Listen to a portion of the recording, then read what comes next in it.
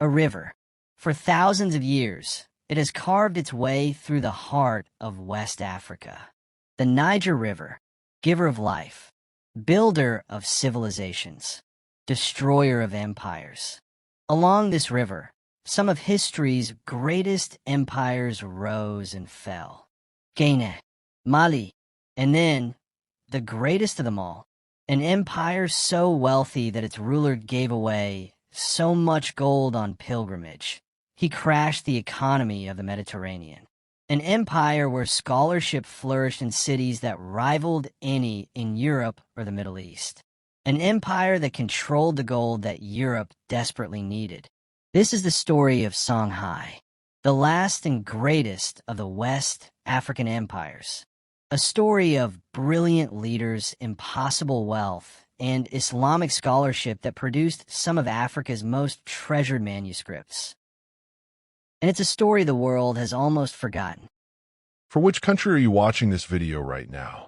If you love Islam, if you want to hear the most incredible true story from our blessed history, then subscribe to this channel right now and join our growing family. We work incredibly hard to bring you this authentic stories that will strengthen your faith and fill your heart with awe. So please hit that subscribe button and turn on notifications because you do not want to miss what comes next. This documentary aims to educate viewers about a significant but overlooked chapter of world history, challenge Eurocentric historical narratives, inspire African youth by connecting them to their heritage, preserve by raising awareness of ongoing manuscript preservation efforts, connect viewers to the broader Islamic world's intellectual traditions, contextualize Africa's role in global medieval trade and scholarship, encourage further study and research into African history. When we learn world history, we hear about Rome, China, the Islamic caliphates, European kingdoms. But there's a continent that's often reduced to a footnote. Africa. There's a persistent myth that Africa south of the Sahara had no great civilizations, no written history, no sophisticated political systems. This is completely false. West Africa had empires that were as complex, as wealthy, and as influential as any in medieval Europe. Arab travelers in the medieval period wrote about West African cities with awe. They described universities, massive libraries, thriving markets, and wealth that made their own rulers seem poor by comparison. Let's start from Timbuktu. What is Timbuktu? Timbuktu, a city in Mali, West Africa, is historically significant as a trading post on the Trans-Saharan caravan route and a center of Islamic culture from about 1400 to 1600. It sits on the Sahara's southern edge, north of the Niger River. Founded around 1100 CE by Tuareg nomads, Timbuktu became a trading hub and part of the Mali Empire in the late 13th or early 14th century. By the 14th century, it flourished as a center for the gold and salt trade and Islamic culture. Three of Western Africa's oldest mosques, Djinguereber, Sankore, and Sidi Yahya, were constructed there during the 14th and early 15th centuries. Timbuktu was named a UNESCO World Heritage Site in 1988. Timbuktu wasn't just a city. It was one of the great centers of Islamic learning in the world. Scholars came from Cairo, Damascus, Baghdad to study here. The manuscripts that survive today prove this was a center of mathematics, astronomy, medicine, law, and theology. Today, over 700,000 ancient manuscripts survive in West Africa. Written in Arabic, they contain knowledge that rivals the great libraries of the Islamic world. They're proof of what existed and what we've forgotten.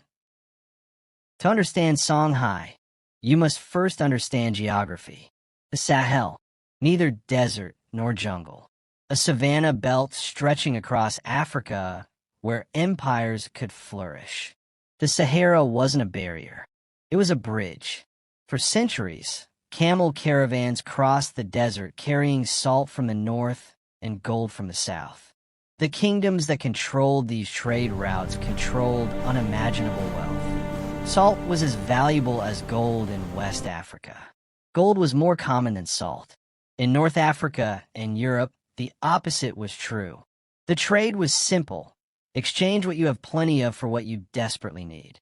European currencies were literally backed by West African gold. Without it, European trade would collapse. Without salt from the north, West African cities would starve. Control the middle, control everything. And along the Niger River, at the crossroads of desert and river trade, a fishing community called Gao was about to become the center of an empire.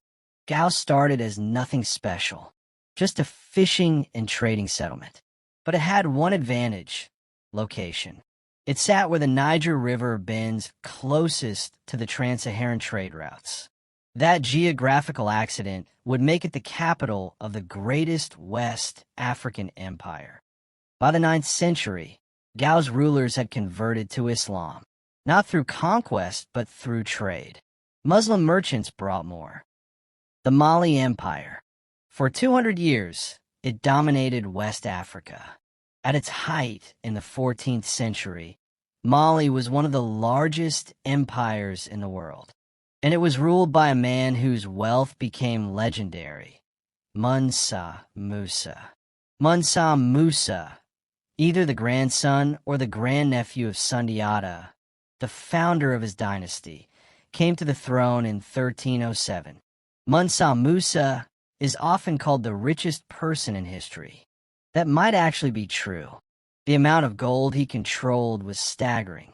In the 17th year of his reign, 1324, he set out on his famous pilgrimage to Mecca. It was this pilgrimage that awakened the world to the stupendous wealth of Mali.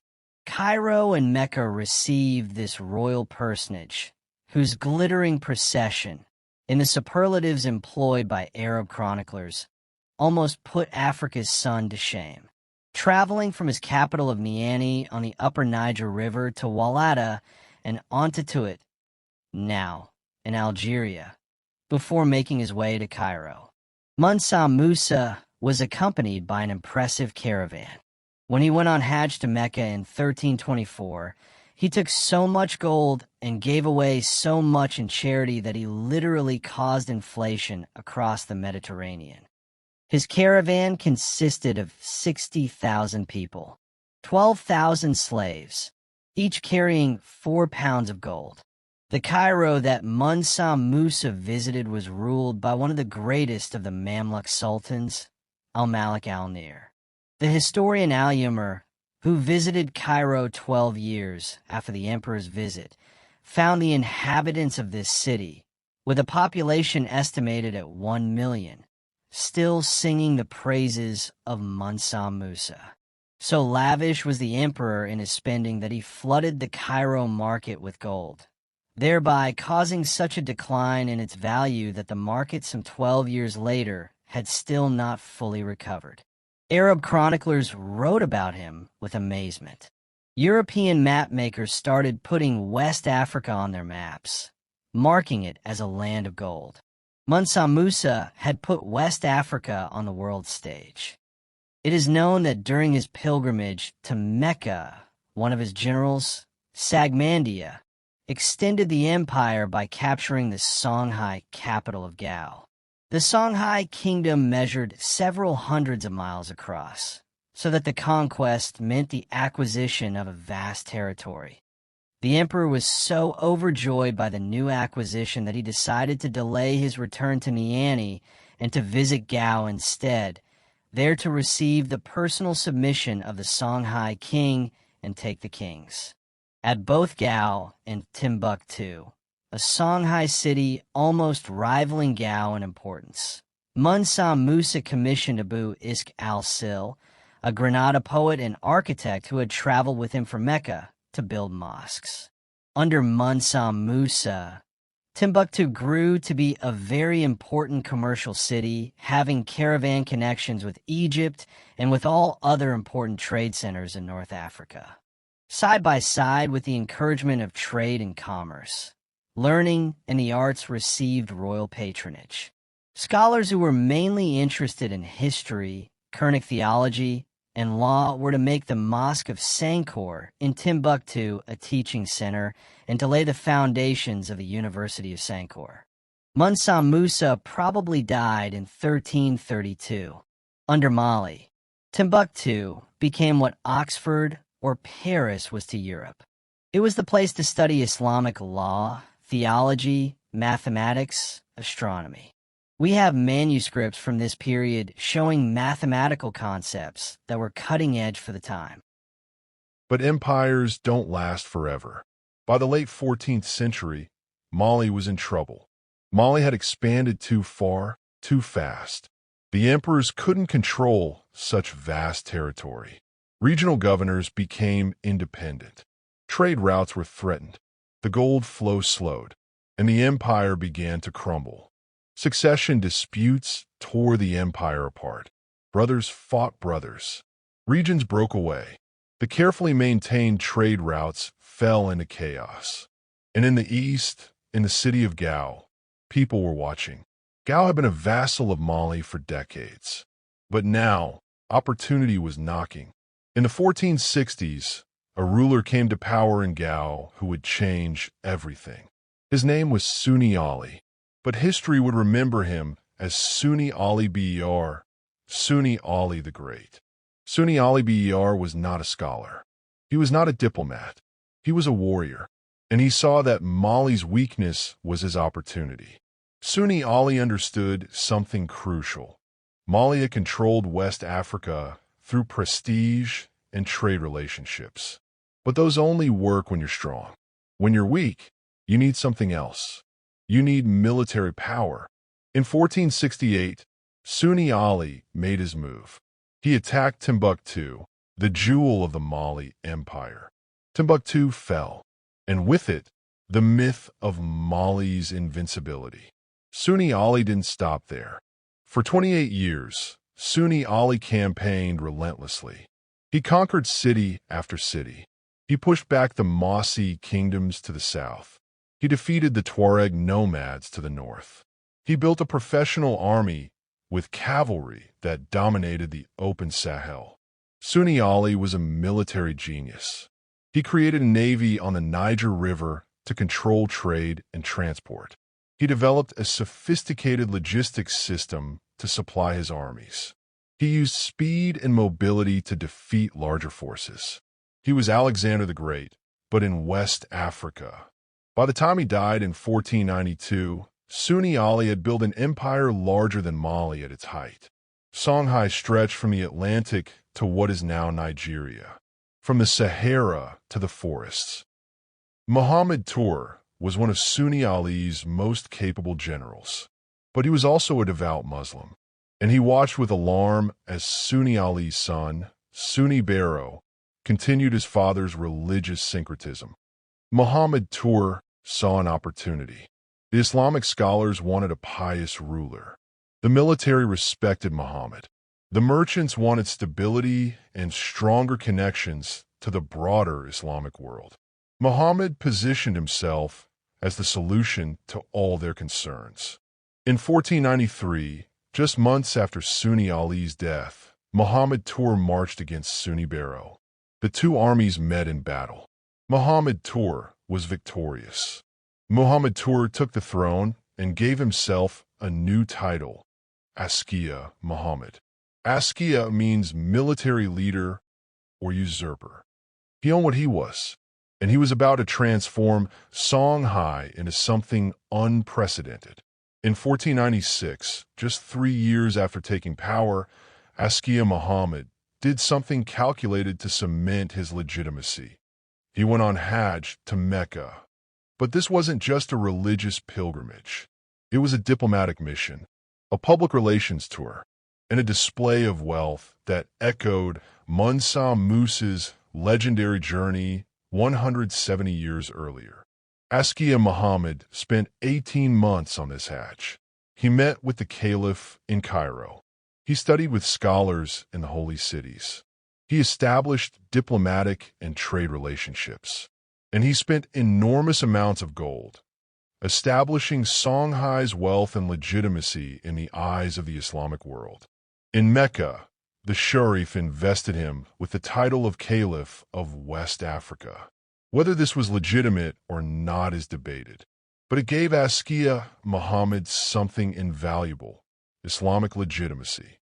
He returned to Songhai not just as a military leader, but as a recognized Islamic ruler. He brought back scholars, legal experts, and new ideas about governance. And he was ready to build. What Askia Muhammad did next was revolutionary for West Africa. He built a bureaucracy. Askia Muhammad created one of the most sophisticated governments in the medieval world. He divided the empire into provinces, each with a governor. He established standardized weights and measures for trade. He created a professional standing army. He set up a court system based on Islamic law.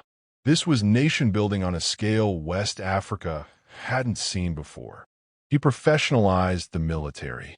Instead of seasonal warriors, he created a permanent army of cavalry, infantry, and a navy on the Niger River. The army was paid, equipped, and trained year-round. His cavalry alone numbered over 10,000. His infantry exceeded 30,000. His navy controlled the Niger River, the empire's lifeline. The economic administration was equally impressive. Askia Muhammad established a treasury system. Trade was regulated. Taxes were standardized. He even tried to create a common currency, though that proved difficult.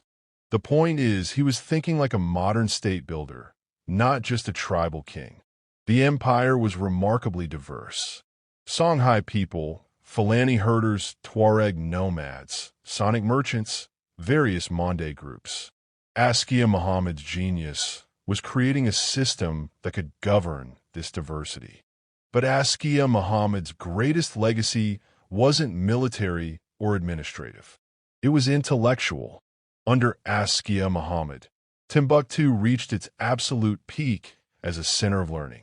The Sankore University had thousands of students. We have records of scholars from as far away as Egypt and Morocco coming to study here. The manuscripts that survive tell an incredible story. Advanced mathematics, astronomical calculations, medical texts describing surgical procedures, legal commentaries rivaling anything produced in Cairo or Damascus. Scholars like Ahmed Baba, born later in the empire, would produce over 40 books. The scholar Muhammad Kadi would write the Tariq al-Fatish, one of our key sources for West African history.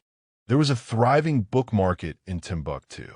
Books were more profitable to trade than many other goods. Families invested in libraries. Scholarship was prestigious and rewarded. This wasn't just a few elite scholars. This was a culture that valued learning. And contrary to common assumptions, education wasn't just for men. We have records of female scholars, teachers, and poets. Women owned manuscripts, taught students, and participated in intellectual life. Private libraries contained thousands of manuscripts. When scholars died, their collections were divided among students and family. This created a decentralized preservation system that, remarkably, allowed many manuscripts to survive into the modern era. By the early 16th century, Songhai was at its zenith, the largest empire in West African history, a center of wealth, learning, and Islamic culture. Askia Muhammad had built something extraordinary. But in 1528, Askia Muhammad, now over 80 years old and blind, was deposed by his own son. The empire he built would endure. But storm clouds were gathering from an unexpected direction. After Askia Muhammad's deposition, Songhai entered a period of instability. Sons fought sons. Brothers betrayed brothers. In 35 years, 8 different Askias would rule. The remarkable thing is that despite the succession problems, the empire held together. The administrative system Askia Muhammad created was so robust that it survived political instability. The governors kept governing. The army remained loyal to the empire, if not to individual rulers. Trade continued, but each succession crisis weakened the central authority. And weakness attracts predators. Across the Sahara, Morocco was unified under a powerful sultan, Ahmad al-Mansur. And he had a problem. Morocco was caught between the Ottomans to the east and European powers by sea. Al-Mansur needed money for his military, and he knew where the gold was. The gold mines of West Africa had enriched Morocco for centuries through trade. But al-Mansur wanted direct control. Why take a cut from trade when you can own the source? Al-Mansur had something Songhai didn't: guns. The Portuguese had been selling firearms to Morocco. The Ottomans had provided weapons and military advisors. Morocco had modernized its military. Songhai's military was still magnificent by medieval standards: powerful cavalry, brave infantry, tactical brilliance. But they fought with spears, swords, and bows. Morocco had entered the gunpowder age. Askia Muhammad, ruling Songhai at the time, seems to have underestimated the threat. He may have thought the Sahara itself would protect him. No army had ever successfully invaded across the desert from the north. In 1590, Sultan al-Mansur made a decision that would end an empire. He sent an army across the Sahara. The Moroccan expedition was small by Songhai standards. Only 4,000 men. Half were musketeers, but they had something else: determination, discipline, and firearms. The crossing took months. Hundreds died in the desert, but the survivors pressed on. They were led by a Spanish eunuch named Juder Pasha, a skilled commander who knew the stakes. When Askia Muhammad learned of the invasion, he mobilized his army. 40,000 soldiers, 10 times the Moroccan force. Victory seemed certain. In March 1591, the armies met at Tondabai, near the capital of Gao. What happened at Tondabai was a preview of colonialism to come. Songhai's cavalry charged.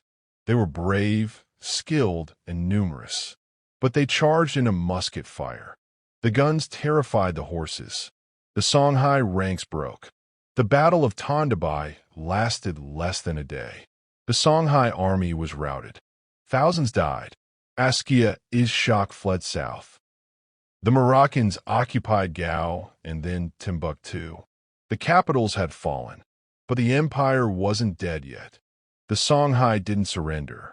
They waged a guerrilla war for years. The Moroccans controlled the cities, but the countryside remained hostile. In many ways, Morocco won the battle but couldn't win the war.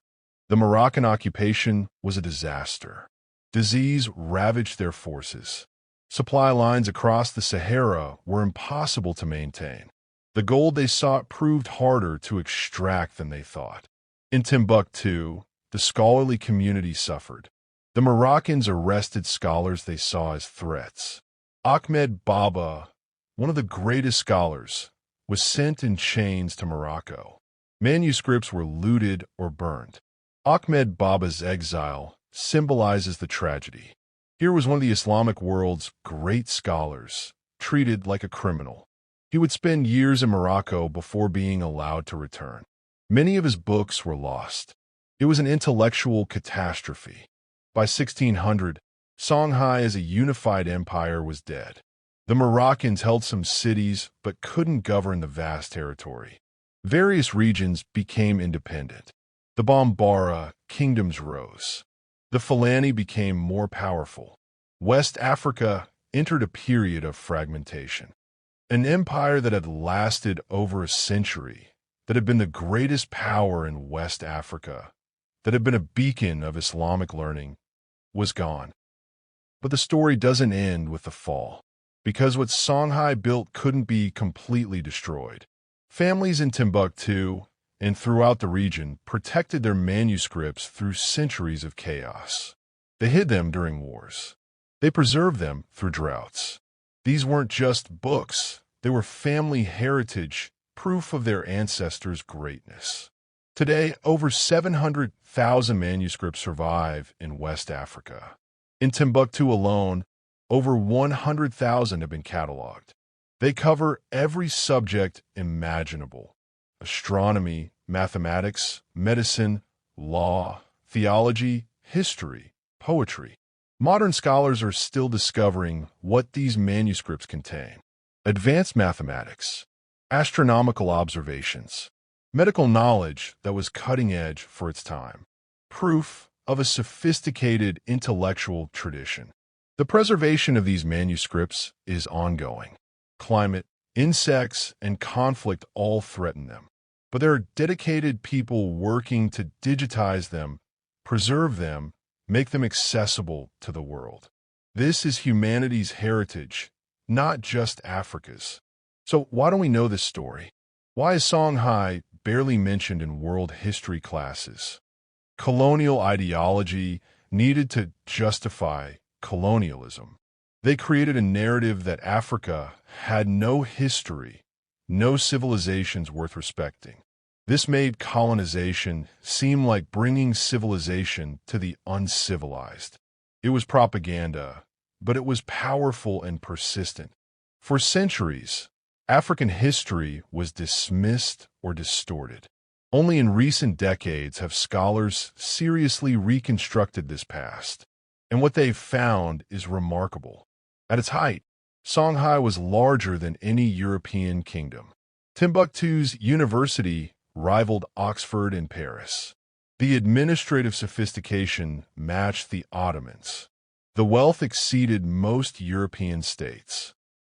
The legacy is still visible. The Great Mosque of Jinn, the Sankor Mosque, the architectural traditions of mud brick construction, the manuscripts, the oral traditions, the cultural memory, a river. For thousands of years, it has witnessed empires rise and fall. Ghana, Mali, Songhai, each built something remarkable. Each eventually fell. What can we learn from Songhai? That Africa has always been part of world history, not separate from it. That Islamic civilization flourished in Africa just as it did in the Middle East or Spain. That technology matters. Songhai fell partly because they face guns with swords. That knowledge is precious and fragile. That what we build can be destroyed, but ideas, learning, and culture can survive if people fight to preserve them. The people who preserved these manuscripts through centuries of chaos are heroes. They knew these weren't just old books. They were proof of greatness. They were their history, and they refused to let that history die. The Songhai Empire lasted just over a century as a great power, but its impact echoes through the centuries. In every manuscript preserved, in every story told, in every student who learns that Africa had empires of gold and universities of knowledge. For too long, this story was buried, forgotten, dismissed. But it's being recovered now. And it changes everything we thought we knew about Africa, about Islam, about the medieval world. When young Africans learn about Songhai, about Askia Muhammad, about Timbuktu scholars, something shifts. They realize their ancestors weren't passive victims of history. They were builders, thinkers, conquerors. That changes how you see yourself and your future. From a fishing village on the Niger River to the greatest empire in West Africa. From the military genius of Sunni Ali to the administrative brilliance of Askia Muhammad. From the manuscripts of Timbuktu to the legacy that refuses to die. This is the story of Songhai, an empire of gold, an empire of knowledge, an empire that deserves to be remembered. The empires of West Africa rose along a river. They fell to the sands of time, but their story survives. In manuscripts hidden for centuries. In oral traditions passed down through generations. In a refusal to let greatness be forgotten. History is not just what happened. It's what we choose to remember. It's time we remembered Songhai, The story of Songhai reminds us that Africa has always been central to world history. From the gold that financed European trade to the scholarship that preserved ancient knowledge, West African empires shaped our world. Seek knowledge, even if you have to go to China. Prophet Muhammad, peace be upon him. The scholars of Songhai took this to heart. They built libraries. They preserved wisdom. They proved that the pursuit of knowledge knows no boundaries.